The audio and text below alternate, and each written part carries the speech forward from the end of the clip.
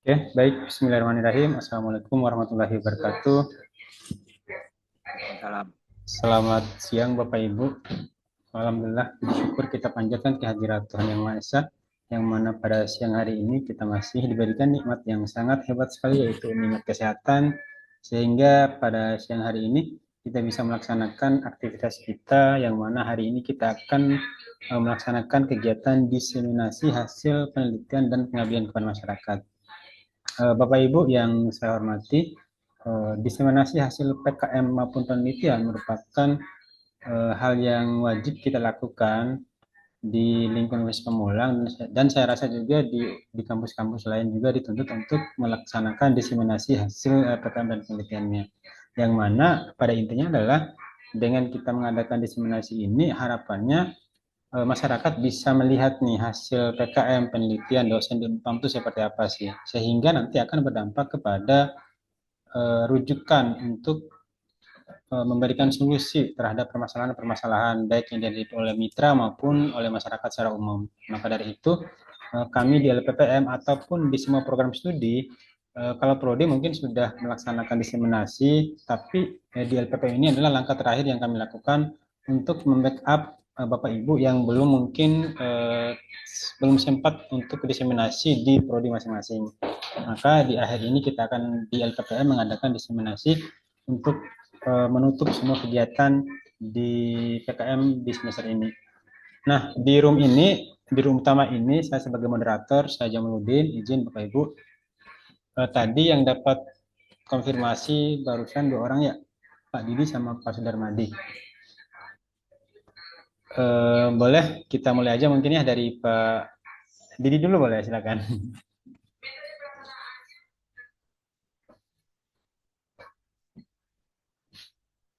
Atau kelompok yang sudah siap, siapa di sini?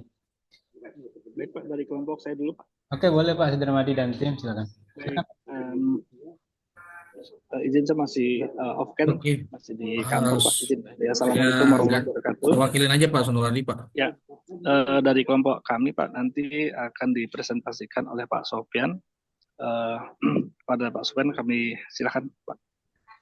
Oke, Assalamualaikum warahmatullahi wabarakatuh. Terima kasih Pak Jamaluddin, Pak Hadi, izin mempresentasikan hasil PKM kita yang dilakukan di Balaraja untuk UMKM Batik ya Pak ya. Dengan kita ambil dulu temanya pelatihan akuntansi dan manajemen keuangan UMKM Batik Balaraja. Di mana ketuanya Pak Sudarmadi, Pak Samsuri sebagai anggota dan saya sebagai anggotanya.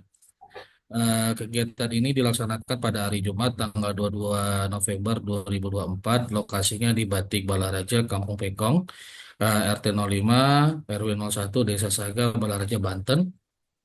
Latar belakangnya kita pertama sebagai kewajiban Tridharma, kedua pentingnya akuntansi manajemen, yang ketiga pembekalan manajemen dan perajin batik dalam rangka meningkatkan aktivitas terhadap laporan keuangan yang baik. Kemudian tujuannya untuk melaksanakan kewajiban Tridharma, yang kedua adalah melakukan penyuluhan pemahaman manajemen dan perajin atas pentingnya akuntansi dan manajemen keuangan. Yang ketiga adalah menambah pengetahuan manajemen dan perajin pentingnya akuntansi manajemen keuangan yang baik.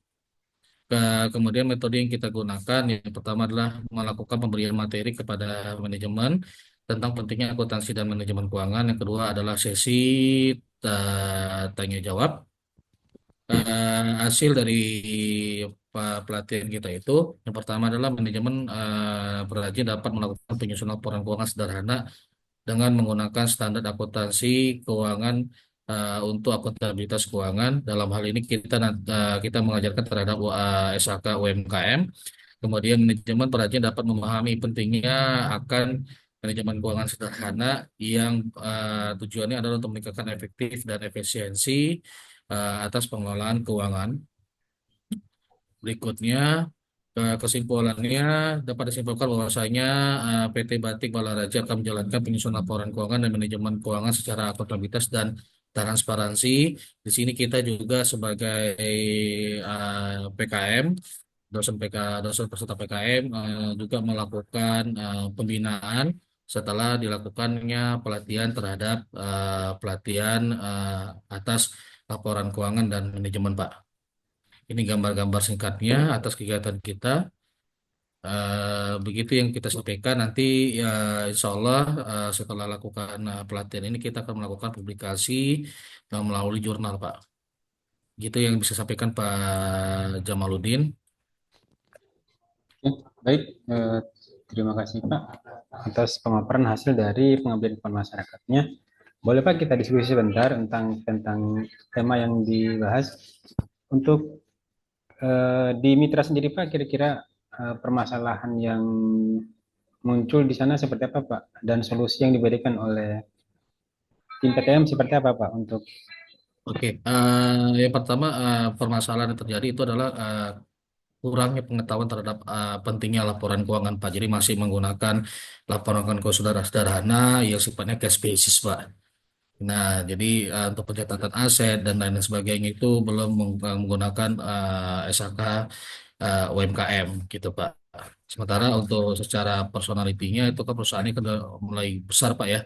Artinya pentingnya untuk melakukan laporan keuangan dan bagaimana cara melakukan manajemen atas keuangan tersebut gitu Pak.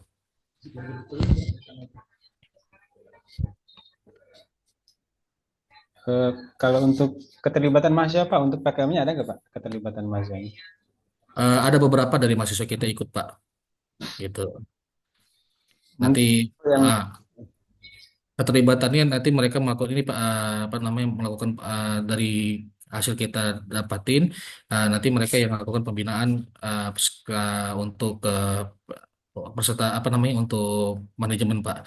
Nanti kita yang untuk pendampingannya, gitu. Jadi itu sih, Pak. bukan hanya sebatas PKM, tapi nanti aplikasinya ke depannya bagaimana? Apakah sudah jalan atau belum atas yang kita berikan kepada mereka gitu Pak. Ya, baik. Terima kasih Pak Sofyan Iya untuk Pak. pemaparan hasilnya. Berarti kan PKM ini kan sifatnya berkelanjutan ya Pak. Iya Pak, berkelanjutan Pak. Itu jauh lebih baik Pak daripada kita pindah-pindah Iya, bukan hanya ngasih pelatihan aja Pak. Iya benar. Artinya kan kita bisa mengukur nih sejauh mana sih dampak yang dirasakan oleh mitra dengan Iya kehadiran. Pak. Iya Pak, seperti itu. Tujuan kita seperti itu sih Pak. Eh, Satu lagi mungkin Pak kalau boleh untuk Hmm. mengetahui pemahaman mitra tadi ataupun objek tadi diadakan prasurvei nggak Pak untuk tingkat pemahaman Prasurvei kita lakukan Pak. tadi? Prasurvei kita lakukan, kita datangin, kemudian kita coba lihat laporan keuangan mereka bagaimana. Nah, dari situ kita bisa melakukan analisis sebelum kita melakukan pelatihan Pak. Nah, dari situlah kita bisa memberikan edukasi, masukan, ya apa yang menjadi kekurangan mereka untuk kita perbaiki ke depannya gitu Pak. Oke, baik. Terima kasih Pak Baik, Sufyan sudah sama-sama Pak. tim sudah. Terima kasih Pak Jamal atas waktu dan kesempatannya Pak Jamal. Siap. Ya, makasih Pak Jamal, demikian dari kelompok kami Pak. Terima Ya, kasih. siap, Pak. Assalamualaikum. Waalaikumsalam. Pak Didi Sujadi boleh lanjut Pak Didi atau tim yang mewakili? Pak, ini masih pakai handphone Pak, ini belum loading di laptopnya Pak. Coba japri ke saya deh Pak materinya. Di sini aja nggak apa-apa Pak ya, di lab di Nggak HP Pak ya. nggak apa-apa di HP nggak apa-apa. Bentar, Pak.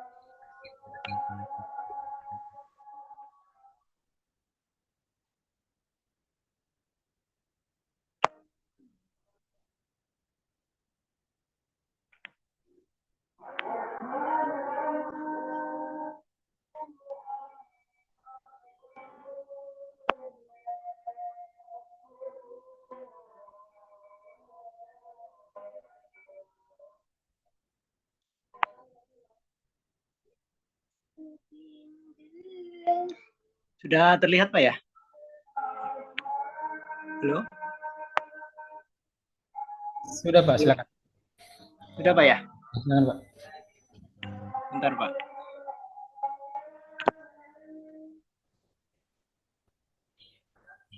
Assalamualaikum warahmatullahi wabarakatuh. Waalaikumsalam warahmatullahi wabarakatuh. Salam sejahtera, selamat siang Bapak Ibu semuanya. Mohon izin saya akan mempresentasikan hasil penelitian kami dengan judul analisis faktor-faktor yang mempengaruhi perilaku konsumen dan marketing mix terhadap keputusan pembelian produk UMKM di wisata kuliner Pasar Lama Kota Tangerang.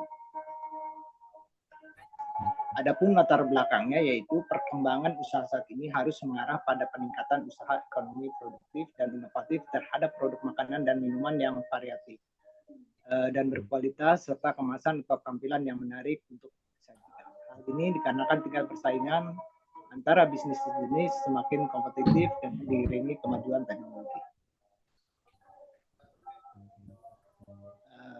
Kemudian selanjutnya fenomena yang terjadi berdasarkan observasi perilaku konsumen terus berubah seiring dengan perkembangan teknologi, sosial maupun ekonomi. Faktor-faktor seperti tren gaya hidup, kesadaran akan merek, dan pengaruh media sosial semakin kompleks dan sulit diprediksi. Memahami faktor-faktor yang mendorong konsumen untuk memilih satu produk UMKM dibandingkan yang lain menjadi sangat krusial. Selanjutnya pentingnya marketing mix yang terdiri dari produk, harga, tempat, dan promosi merupakan alat yang ampuh bagi UMKM untuk menarik dan mempertahankan konsumen. Namun penerapan marketing mix yang efektif memerlukan pemahaman secara mendalam tentang perilaku konsumen sebagai target. Strategi marketing mix yang tepat dapat membantu UMKM menjual di tengah persaingan. Kemudian selanjutnya berdasarkan latar belakang tersebut ada pembahasan asumsi, yaitu yang pertama, apakah perilaku konsumen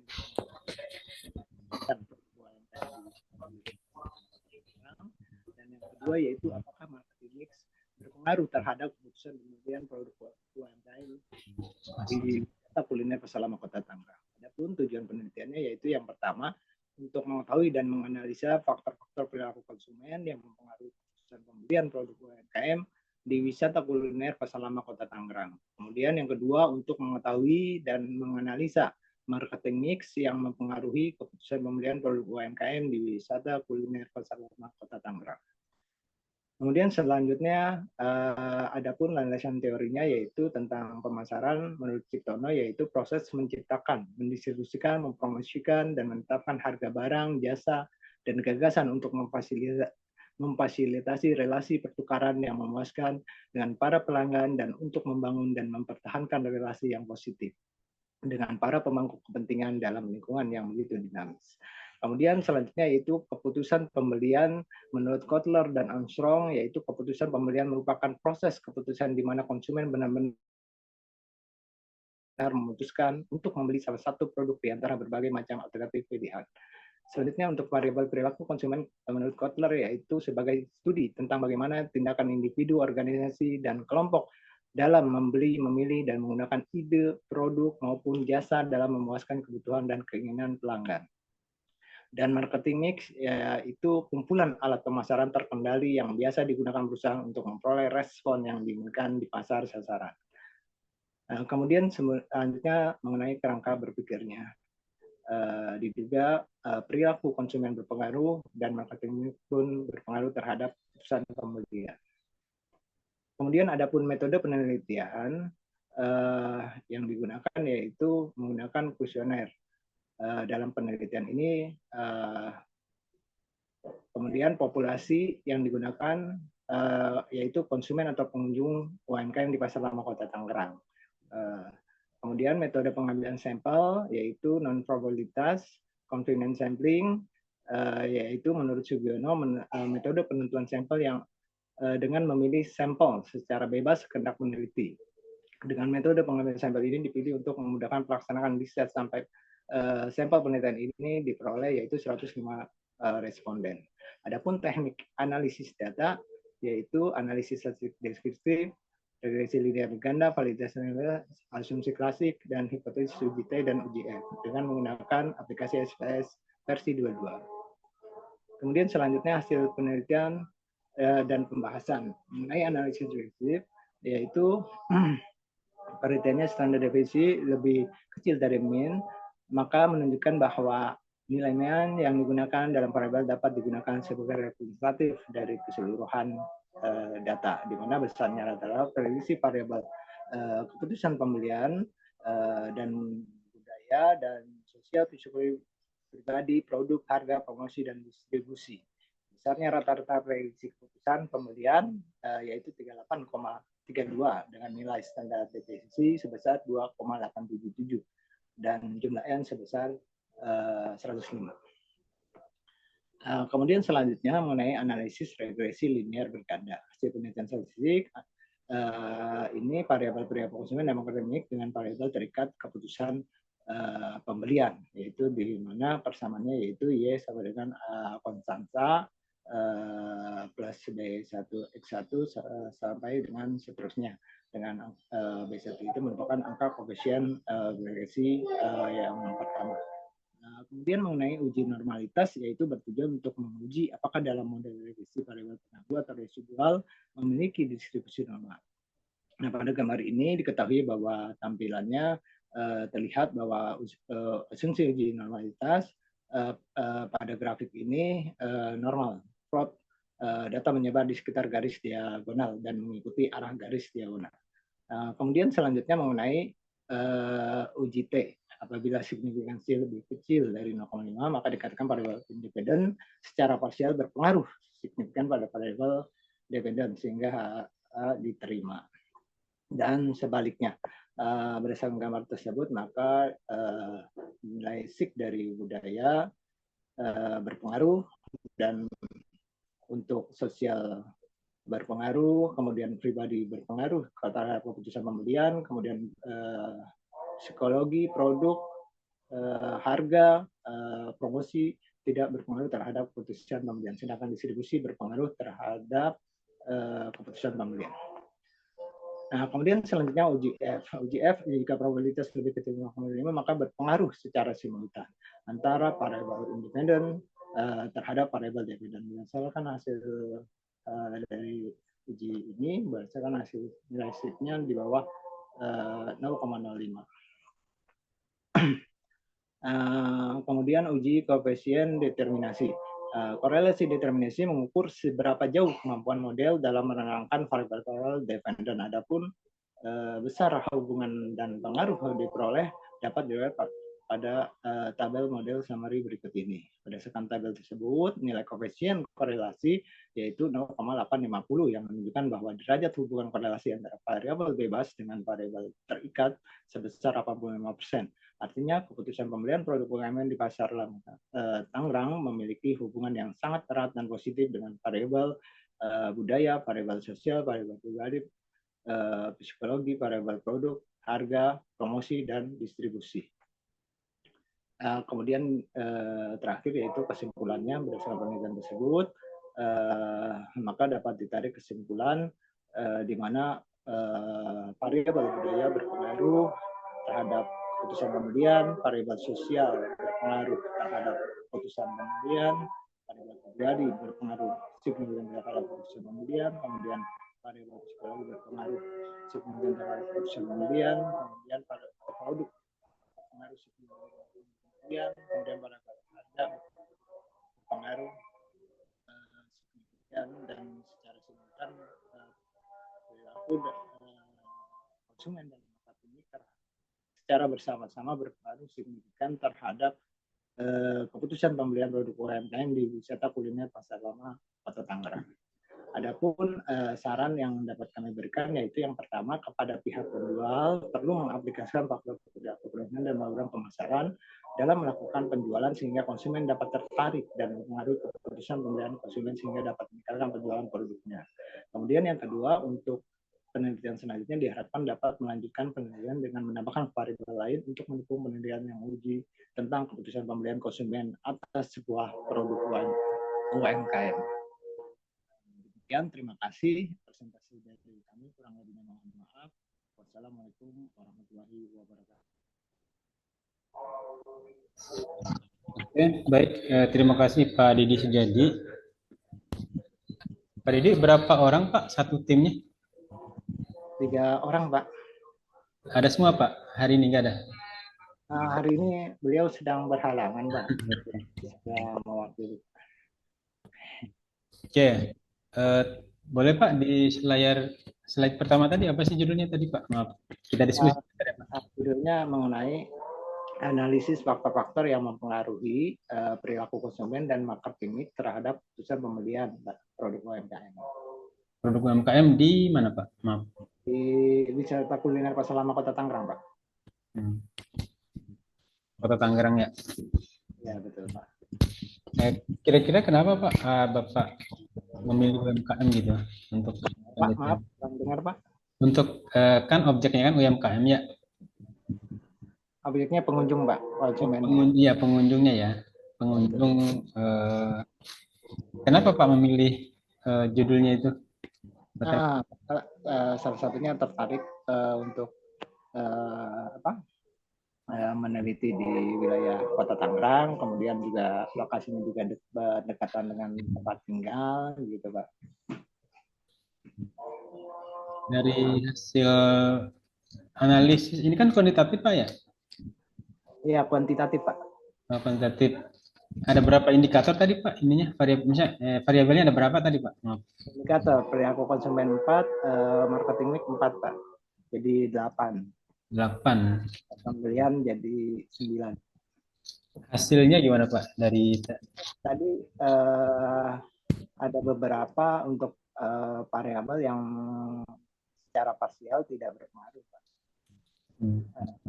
Ya, misalkan seperti tadi yang saya sampaikan, di uji T-nya ada yang di atas 0,05, Pak.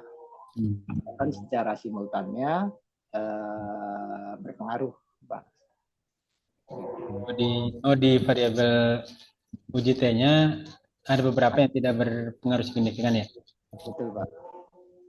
Nah, untuk mendukung hasilnya tadi penelitian terdahulu ada ya Pak ya? Ada, Pak, ada di hasil penelitian Bapak. Di laporan kemajuannya ada, Pak. Oke. Untuk keluaran Pak, rencana mau minta berapa keluaran? Insya Allah jurnal nasional, Pak. Nah, jurnal nasional, Pak. Nasional di sini atau di tempat lain? Insya Allah jurnal nasional sih. Rekan-rekan yang lain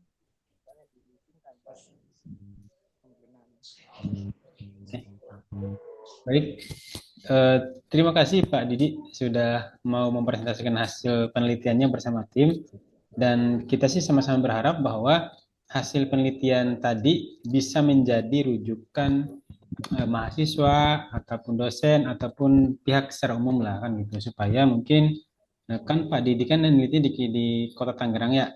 Nah, aja penelitian tadi menjadi juga nih buat daerah lain gitu, misalnya di Bima, di Papua, di Sulawesi, di Sumatera kan gitu. Nah, itu harapannya karena kan biar lebih kuat aja hasil riset tersebut. Karena kan di setiap daerah kan mungkin pasti indikator dan variabelnya mungkin ada yang sama, ada yang beda mungkin ya. Itu sih mungkin ya. Itu harapan kita. Nah, terima kasih sekali lagi Pak Didi sudah mempresentasikan hasil penelitiannya. Boleh ditutup Pak. Assalamualaikum warahmatullahi wabarakatuh. Bapak Ibu, Pak Jem sehat? Waalaikumsalam, sehat. Alhamdulillah. Iya. Izin Pak Jem gabung Pak Jem ya. Boleh Pak Asep, silakan langsung saja Pak Asep. Oh, langsung saja. Oke. Siap kalau gitu. Sebentar Pak Jem, screen share. Di Bapak aja ya. Oke. Sudah terlihat Pak James? Oke, sudah silakan. Oke, bismillahirrahmanirrahim. Assalamualaikum warahmatullahi wabarakatuh. Waalaikumsalam warahmatullahi wabarakatuh. Ya, yang terhormat Pak Jamaluddin SE dan Bapak dosen satu perjuangan ya. Selamat siang Pak, salam sehat semua. Semoga berkah dan dilancarkan semua ya. Amin. Baik, izinkan hasil diseminasi kelompok saya ya yang terdiri dari Destian dan Nur Rahmah Wahidah. Sebenarnya ketuanya Nur Rahmah, cuman beliau berhalangan ya, jadi diwakili dengan saya ya. Di sini saya menganalisa salah satu kesehatan bank yaitu NPL ya dalam menetapkan tingkat kolektibilitas kredit pada PT Bank Permata Tbk ya, di mana pengukuran kredit bermasalah itu adalah NPL ya. NPL diatur dalam Bank Indonesia itu paling banyak sebesar 5% ya. Artinya semakin besar NPL maka semakin besar pula resiko bank ya, artinya bank mengalami kredit macet ya. Di sini latar belakang saya ya yang pertama pastinya Bank PT Permata ya salah satu lembaga keuangan yang memperoleh pendapatan berupa bunga ya yang diterima dari debitur ya dari hasil baik hasil tabungan, deposito dan lain sebagainya ya. Dan di sini juga kami mengambil periode 2015 sampai dengan 2023 ya di mana kita sudah tahu bahwa di masa COVID-19 banyak NPL yang cukup besar ya. Dan itu karena ya banyak yang di PHK atau banyak perusahaan-perusahaan yang pilot ya. Itu salah satu yang mempengaruhi terhadap kredit bank. Di sini kerangka berpikir yang pertama pastinya laporan keuangan NPL. Di sini rumusnya NPL sama dengan jumlah kredit bermasalah dibagi total kredit yang diberikan dikali 100% ya. Semakin besar rasio NPL maka semakin beresiko. Metode penelitian, jenis penelitiannya di sini deskriptif kuantitatif. Objek penelitian adalah laporan keuangan PT Bank Permata tahun 2015 dan 2023 menggunakan data sekunder ya, yang web Permata langsung dari tahun 2015 sampai 2023. Di sini operasi variabel, variabel X NPL dan variabelnya Y adalah tingkat kolektivitas kredit. Sini hasilnya ya. Sini terlihat bahwa 2015 itu cukup tinggi ya, 6,25%. Ini sudah melebihi dari rata-rata industri bank, ya ini sebesar 5%. Artinya 2015, 2016, dan 2017 ini Bank Permata dari sisi kredit bermasalah itu cukup beresiko ya, cukup besar. Tapi di dalam tahun 2020, 2022, dan sampai 2023 itu mengalami perubahan yang bagus ya, artinya bank bisa meminimalisir resiko NPL ya. Di 2023 itu paling bagus sebesar 0,23% ya. Oke, di sini langsung saja kita penjelasan dari hasil tadi ya, dari hasil grafik sini ya. Dilihat dari tabel pada tahun 2015, di sini ada tingkat resiko bank yang cukup tinggi, ya, mencerminkan tingkat kredit bermasalah yang signifikan karena pertumbuhan ekonomi yang melambat, ketidakpastian geopolitik, dan sebagainya. Begitupun 2016 dan 2019, ya, 2019 kita ketahui karena jumlah kredit yang diberikan meningkat sedikit dengan NPL, tetapi sekitar 3,97% menunjukkan stabilitas dalam manajemen kredit. Ya, artinya sudah mulai ada kriteria-kriteria diperketat ya 2019. Artinya BI mengeluarkan untuk pengkreditan yang cukup ketat ya, sehingga tidak banyak di 2019 Bank Permata itu menyalurkan kredit ya. Sedangkan tahun 2021 ya mengalami penurunan yang 2023 ya mengalami peningkatan yang besar, yakni sebesar 0,23% ya, menunjukkan perbaikan besar manajemen kredit dan kondisi ekonomi ya. Jadi 2023 sudah mulai teranalis ya kredit-kredit yang berisiko sehingga Bank Permata bisa mengatasi masalah-masalah atau kredit macet ya. Sini kita simpulkan bahwa 2015 ya cukup sehat dan 2017 itu kurang sehat. Nah, yang sangat sehat adalah terjadi pada tahun 2023 ya, ini sebesar 0,23%. Simpulannya adalah analisis NPL dalam menetapkan tingkat kolektivitas kredit pada PT Bank Permata tahun 2015 sampai 2023 mengalami fluktuasi selama periode 2015 sampai 2023. Puncak rasio NPL terjadi pada tahun 2020 dengan nilai tertinggi sebesar 10,40% ya. Artinya banyak kredit macet ya, terutama di PT Bank Permata ya. Penyebabnya apa? Ya penyebabnya karena wabah COVID-19 ya. Dan dalam konteks PT Bank Permata TBK meningkat, NPL menunjukkan peningkatan jumlah kredit dalam kategori kurang lancar, diragukan dan macet sehingga dikategorikan cukup sehat karena peningkatan jumlah kredit yang diberikan dan penurunan signifikan dalam kredit bermasalah sehingga dikategorikan cukup sehat. Ya. Kenapa cukup sehat? Karena dari tahun 2023 Bank Permata bisa mengatasi kredit-kredit bermasalah. Cukup sekian kiranya Pak James dari kelompok saya. Mohon maaf jika ada kekurangan. Terima kasih. Salam sehat untuk semuanya. Assalamualaikum warahmatullahi wabarakatuh. Waalaikumsalam warahmatullahi wabarakatuh. Terima kasih Pak Lutfi atas pemaparan hasil dari Sama Pak James. yang Terima kasih kembali. tadi kan kita diskusi sebentar ya Pak untuk Ya, boleh Pak di layar pertama dulu Pak, boleh. di layar pertama. Ini. Oke. Ini kan PT ya, PT TBK ya Pak. Bank Permata. Ya, betul. Maksudnya. Analisis NPL-nya dalam menetapkan tingkat kolektabilitas kredit pada Bank Permata TBK 2015-2023. Betul.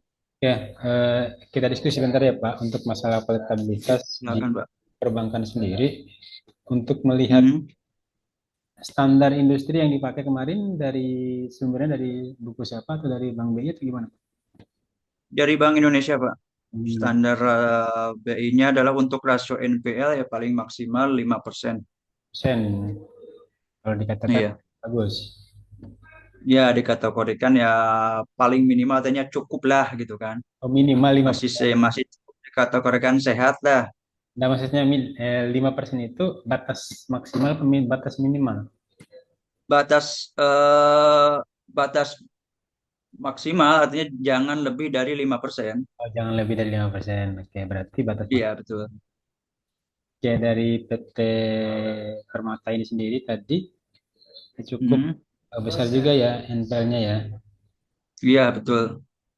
Nah, sarannya Pak, saran buat PT-nya gimana Pak untuk Oke, saran ya adapun dari hasil penelitian ya saran buat analisa NPL bagi PT Bank Permata ya. ini dalam Untuk sebentar Pak, maaf. Yang ini data ini. Ini dalam jutaan atau dalam ratusan begini? Dalam udah angka segini semuanya. ini dalam jutaan, Pak. Jutaan ya. Iya, betul. Oke, berarti 125 miliar gitu ya. Triliun. Nah, iya betul. Triliun apa miliar nih? Nah, ini artinya kredit yang diberikan 2015 begitu. Cuman ada yang bermasalah sekitar 6,25%, cukup tinggi itu 2015. Berarti dari segi rupiahnya tadi kan ada sekitar 125. Ini dalam ribuan apa jutaan ya Pak? Maaf.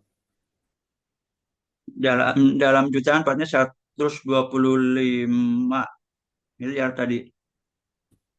Enggak, ini kan 125 juta nih. Kalau misalnya dalam di laporan keuangannya tertera dalam ribuan kah, jutaan kah atau gimana? Oh ya. Dalam laporan keuangannya. Soalnya ini kan direkap Pak. Ya, paham. Jadi sepertinya dalam ribuan, Pak. Kenapa sepertinya ya karena yang lihat cek rekap data itu sih ketua kelompok ini. Tapi sepertinya logikanya ini 125 miliar ini. dalam ribuan berarti ya. Iya, betul dalam ribuan. Kalau logika saya, cuman kalau rinci saya lihat laporan keuangan sih jujurnya belum terlalu lihat ya. Cuma soalnya ini bagi-bagi tugas lah gitu. Tapi logikanya ini 125 miliar. Ya, tadi untuk memperjelas saja soalnya ini kan kita rekam, jadi kan ini kan diupload di ini. Iya, iya, iya, ya, paham, paham. Ada informasinya buat para pendengar nanti itu. Betul. Oke, untuk luarannya Pak, luaran nanti rencana mau dipublish gimana? Mau dipublish di jurnal itu Pak apa namanya sekretaris Pak, ketua kelompok Pak Nur dari Nur Rahma itu dari sekretaris. Nah beliau ada link untuk jurnal Sinta 4 di sana gitu. Mau dipublish ke Sinta 4 ya untuk luarannya ya. Iya betul betul. Baik ya, terima kasih Pak Asep atas pemaparan penelitiannya. Semoga penelitian ini bisa menjadi rujukan buat mahasiswa, buat dosen, dan juga masukan buat perbankan terutama untuk Bank Permata tersebut yang menjadi objek penelitiannya, sehingga Bank Permata lebih mengevaluasi lagi nih terkait masalah tingkat NPL-nya di bank tersebut. Itu mungkin ya sedikit dari diskusi kita pada siang hari ini. Terima kasih Pak Asep. Siap, siap. Siap, Pak James. Terima kasih banyak atas kesempatan. Salam sehat, Pak James. Ya, baik. Oke. Oke, di mana kok nongol di sini, Pak Oki?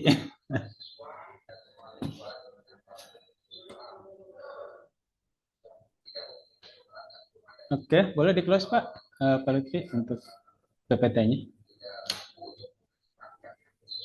Oke, terima kasih. Kalau misalnya Pak Lutfi udah ada kepentingan lain, boleh close dari sini. Soalnya room ini buat nunggu yang belum ini. Terima kasih Pak James dan Bapak Ibu. Saya izin pamit. Ya, Assalamualaikum warahmatullahi wabarakatuh. Waalaikumsalam warahmatullahi wabarakatuh. Pak Oki, emang di mana Pak Oki roomnya? Kok Pak Oki nongkrong di sini? Pak Oki itu room 3 deh kalau nggak salah.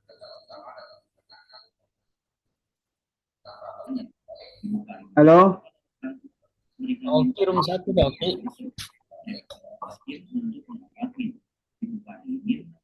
Oki.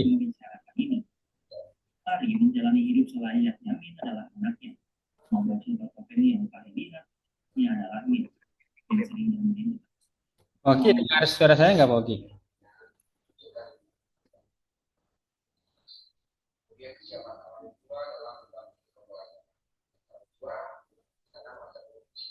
Halo Pak Oki. halo Pak Jamal. Ya, Bapak di room 1 Pak. Tadi saya udah diwakilin sama Pak Paeno di satu grup ya. Udah berarti. Kalau Ini laptop saya dari dulu memang agak rusak-rusak gimana gitu. Jadi nanti di bersyukur aja nih. Saya tadi belanja beli mikrofon. Aduh. berarti room 1 udah ya Pak tadi presentasinya? Ya memang ya rusak. Jadi gimana ya? Makasih ya. Ini Kalau sudah presentasi di room 1 boleh Pak, nggak apa-apa, nggak usah nongkrong di sini.